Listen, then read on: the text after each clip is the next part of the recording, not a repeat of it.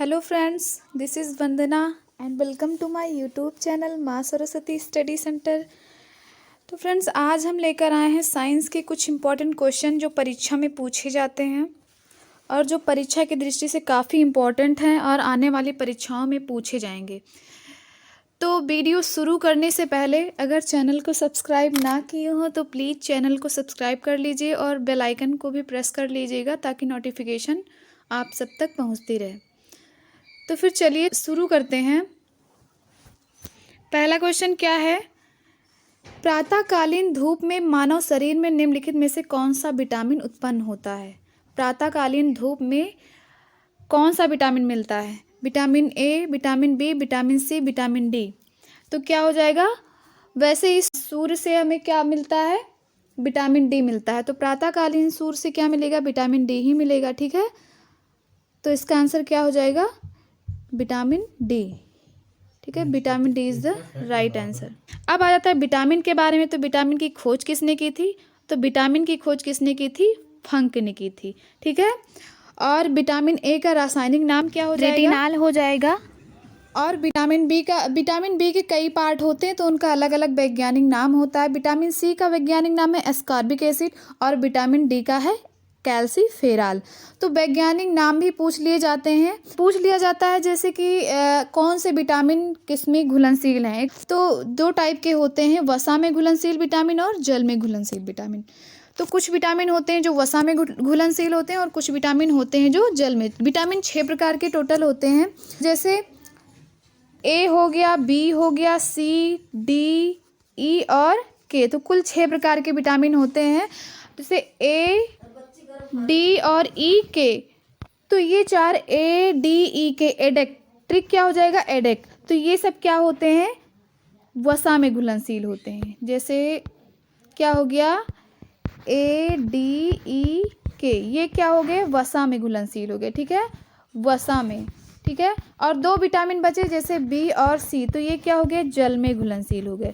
तो एडेक, जिसका एडेक मतलब कि वसा में घुलनशील, और बचे दो बी सी यानी जल में घुलनशील।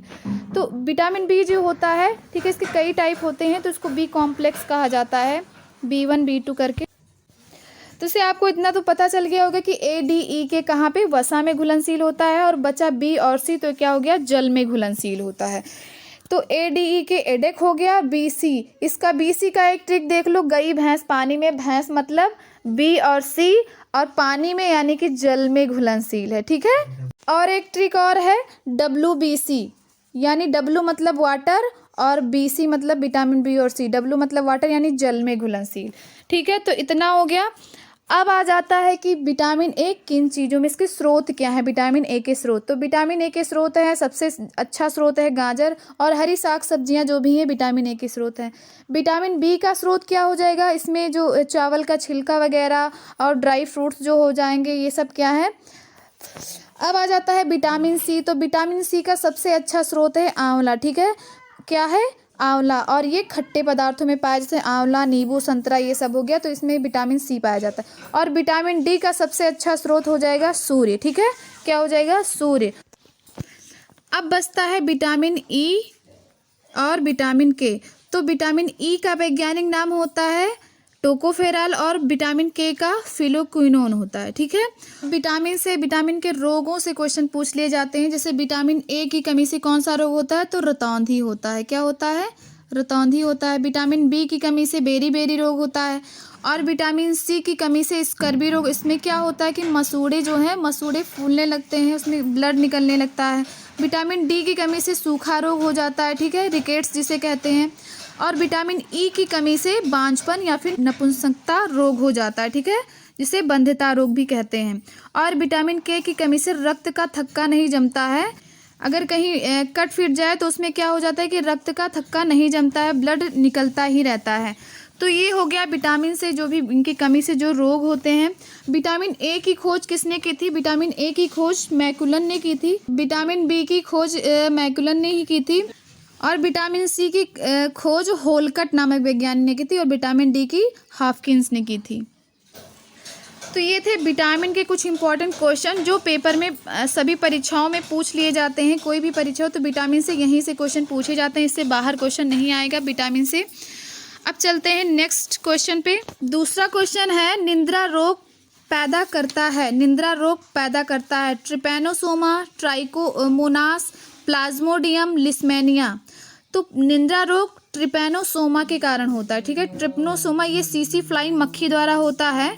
सीसी फ्लाई मक्खी इसको फैलाने का काम करती है और ये कौन से परजीवी से होता है? ट्रिपैनोसोमा से होता है, ठीक है। अब चलते हैं नेक्स्ट क्वेश्चन पे। अब नेक्स्ट क्वेश्चन है, पित्त निम्न में से किसके द्वारा पैदा किया जाता है? पित्त निम्न में से किसके द्वारा पैदा किया, यानी कि कहाँ पे पित्त बनता है, ठीक है। ऑप्शन है यकृत में, अमाशय में, अग्न्याशय में, गृहिणी में। तो पित्त कहाँ बनता है? यकृत में बनता है। कहाँ पे बनता है? यकृत में ही, ठीक है।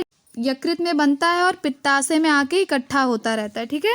पीछे से पित्त नली होती है, नली के द्वारा अग्न्याशय के पास यहाँ पे गृहिणी में आकर भोजन को क्या करता है? भोजन के माध्यम को क्या करता है? क्षारीय बनाता है। क्योंकि अमाशय में हाइड्रोक्लोरिक अम्ल निकलता है तो उसके कारण भोजन क्या होता है? थोड़ा अम्लीय हो जाता है।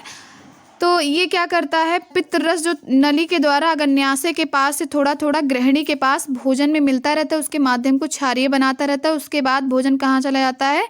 छोटी आंत में चला जाता है। तो पित्त कहाँ बनता है? यकृत में बनता है। अगर क्वेश्चन पूछ लिया जाए पित्त बनता कहाँ है, तो यकृत में बनता है। लेकिन अगर क्वेश्चन ये पूछा जाए पित्त रहता कहाँ है, तो पित्ताशय में रहता है। ऐसे क्वेश्चन, ये क्वेश्चन जरूर पूछा जाता है पित्त से कि पित्त बनता कहाँ है और रहता कहाँ। तो पित्त बनता है यकृत में और रहता कहाँ पे है? पित्ताशय में। चलते हैं नेक्स्ट क्वेश्चन पे। निम्नलिखित में से किस कोशिकांग को कोशिका का प्रोटीन कारखाना कहा जाता है? किस कोशिकांग को, यानी कोशिका का कौन सा अंग है जिसको क्या कहा जाता है? प्रोटीन कारखाना कहता है। ऑप्शन है हरित लवक, माइटोकॉन्ड्रिया, लाइसोसोम, राइबोसोम, ठीक है। किसे कहा जाता है? तो राइबोसोम को कहा जाता है। माइटोकॉन्ड्रिया को कोशिका का ऊर्जा घर कहा जाता है क्योंकि ये कोशिका को एनर्जी देता है। कोशिका जब एनर्जीवान होगी तो हमारा बॉडी कोशिकाओं से ही बना होता है, तो हमको भी क्या है? एनर्जी मिलेगी। लाइसोसोम को कहते हैं कोशिका की आत्मघाती थैली। अब चलते हैं नेक्स्ट क्वेश्चन पे। आगे का क्वेश्चन है, किसी कोशिका में मौजूद सबसे बड़ा कोशिकांग कौन सा है? सबसे बड़ा कोशिकांग अंतःप्रद्रव्यी जलिका, नाभिक, गाल्जी और माइटोकॉन्ड्रिया। तो इसमें क्या हो जाएगा? नाभिक हो जाएगा, ठीक है। क्या हो जाएगा? नाभिक, क्योंकि कोशिका के सबसे मध्य में क्या होता है? नाभिक इसका मेन पार्ट होता है। इसमें DNA, RNA वगैरह इसमें पाए जाते हैं। चलते हैं नेक्स्ट क्वेश्चन पे। आगे का क्वेश्चन है, किस कोशिकांग को कोशिका का मास्टर कहा जाता है? किस कोशिकांग को कोशिका का मास्टर कहा जाता है? तो ऑप्शन है एंडोप्लाज्मिक रेटिकुलम, माइटोकॉन्ड्रिया, न्यूक्लियोलस या फिर नाभिक। तो कोशिका का मास्टर किसे कहा जाता है? नाभिक को कहा जाता है, ठीक है। Option number 4। नेक्स्ट क्वेश्चन पे चलते हैं। आगे का क्वेश्चन है, इनमें से कौन वायुमंडलीय नाइट्रोजन को मिट्टी में स्थिर नहीं कर सकता है? कौन वायुमंडलीय नाइट्रोजन को मिट्टी में स्थिर नहीं कर सकता है? Azotobacter, Clostridium, Penicillium, rhizobium. तो इसमें से एजोबैक्टर, क्लास्ट्रीडियम और राइजोबियम तीनों क्या है? नाइट्रोजन स्थिरीकरण में मदद करते हैं, लेकिन पेनिसिलियम जो है ये नाइट्रोजन को मिट्टी में स्थिर नहीं करता है, ठीक है। तो ऑप्शन क्या हो जाएगा? पेनिसिलियम। चलते हैं नेक्स्ट क्वेश्चन पे। आगे क्वेश्चन है, मानव शरीर का कौन सा हिस्सा टाइफाइड से प्रभावित होता है? पहला ऑप्शन है यकृत, दूसरा है अग्न्याशय, तीसरा है मेरुरज्जु और मस्तिष्क और चौथा है आंत। तो इसका आंसर क्या हो जाएगा? आंत। टाइफाइड रोग से कौन सा अंग प्रभावित होता है? तो क्या हो जाएगा? आंत हो जाएगा, इंटेस्टाइन। नेक्स्ट क्वेश्चन है, निम्नलिखित में से किसके कमी के कारण अरक्तता रोग? अरक्तता मतलब रक्त की कमी, ठीक है। तो क्या ऑप्शन है? पोटेशियम, कैल्शियम, सोडियम और लोहा। तो पोटेशियम, कैल्शियम, सोडियम और लोहा तो किसकी कमी से होता है? आयरन की कमी से।